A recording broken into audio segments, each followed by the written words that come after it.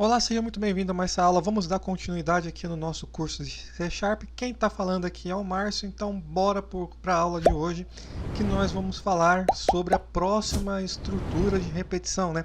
Nós já vimos duas estruturas de repetição, a for e a for each. Agora a gente vai ver um outro formato de estrutura de repetição, que essa estrutura vai depender de um teste lógico para ela continuar funcionando, né?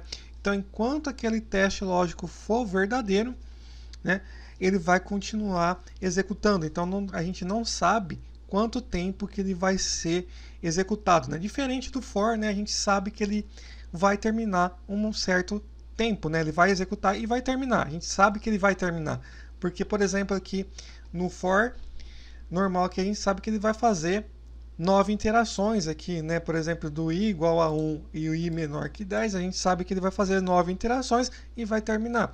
E aqui a gente não sabe a quantidade de drivers que tem, mas sabe que quando terminar os drivers, né, ele vai varrer todos os drivers e vai terminar.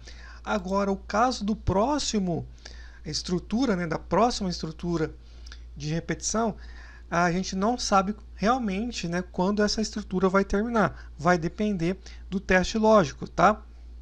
Então vamos comentar o for each aqui da aula passada e vamos montar aqui a nova estrutura, né, de como que a gente trabalha com essa nova estrutura, tá?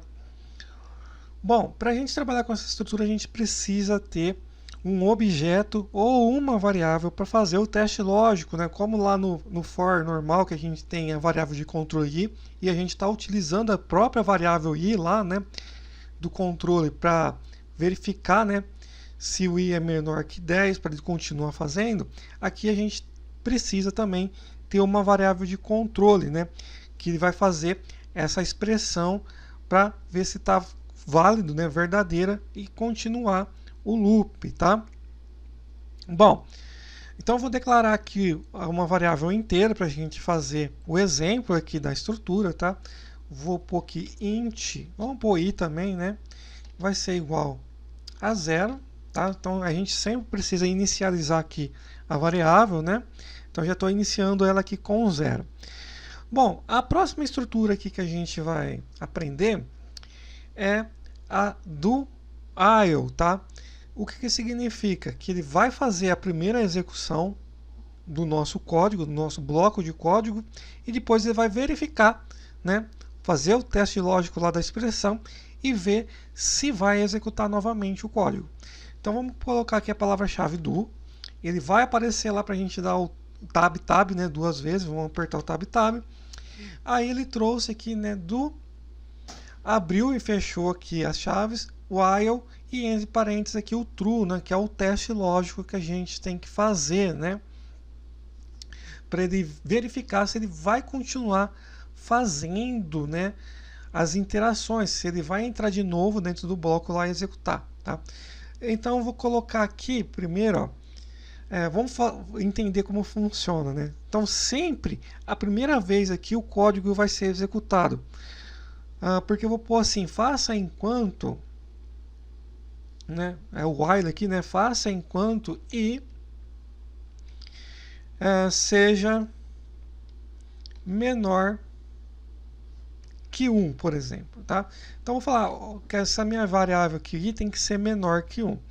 Aí eu vou pôr assim aqui dentro da estrutura, console.writeLine o meu i. Aqui tranquilo, né? A gente viu que ele vai imprimir o i. Se a gente executar o nosso programa aqui, o que vai acontecer, né? Vamos ver. Vamos dar start aqui, né? O que está acontecendo aqui? Ele está imprimindo 0, né? E vai continuar imprimindo para sempre, né? A gente entrou aqui num famoso loop infinito, né? Por quê? Diferentemente lá do for, né? Que a gente tem lá na estrutura do próprio for o i++, para ele já fazer a modificação do i, né? A interação no i. Ele não fica infinito, então ele para. Aqui a gente não fez a interação, né? A gente tem que fazer a interação. A gente tem que fazer dentro daqui da estrutura, né?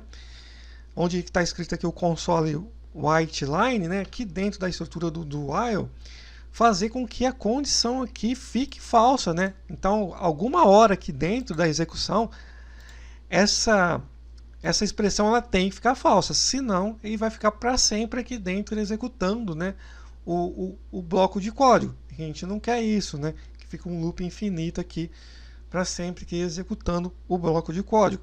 Então a gente pode colocar aqui o i mais mais, né, que ele vai fazer a interação na minha variável i, aí ele vai passar a ser 1, né, e não vai executar mais.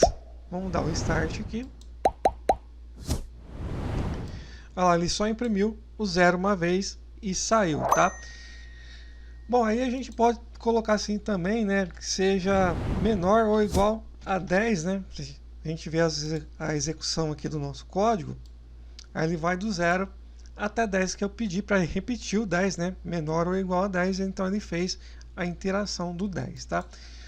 Bom, então aqui a gente sempre tem que tomar cuidado, né, nesse tipo de loop, né? Que a gente tem que fazer com que a nossa expressão aqui fique falsa dentro do loop, né? Então a gente tem que fazer uma forma de ficar falsa. Se a gente colocar e não fazer com que fique falsa essa expressão, né, o nosso loop vai ficar funcionando aí para sempre, tá? Então aqui a gente pode utilizar, né, vários tipos de expressões diferentes e como falado, comentado nas aulas anteriores, né, a gente está aprendendo aqui a base da linguagem, a forma que funciona cada sintaxe da linguagem aqui, e no decorrer do curso a gente vai utilizar realmente de forma mais prática, né, usual aqui, essas estruturas, tá? Então aqui é como funciona essa estrutura, né? Então ele sempre vai fazer a primeira execução, né?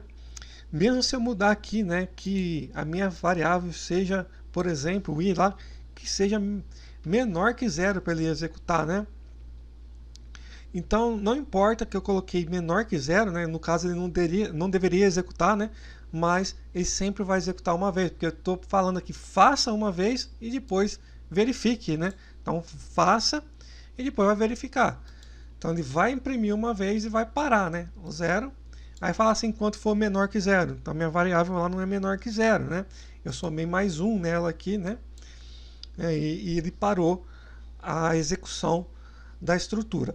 Lembrando também, né, que essa estrutura ela possui aquelas palavras-chave que eu comentei na aula do for, né?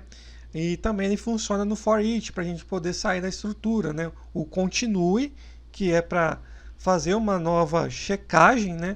A gente pode utilizar aqui o continue e também a gente pode utilizar o break aqui também, né? Para sair da estrutura, né? A gente pode tanto utilizar o continue como o break, né? A gente faz a verificação, usa a estrutura de controle de fluxo para a gente poder interromper a execução do loop, né? E essas duas palavras-chave funcionam em todas as estruturas que a gente já viu, né? Na for each e agora na do while também, tá? Bom, então sempre relembrando aqui, né, que a gente precisa fazer com que o teste aqui seja mudado.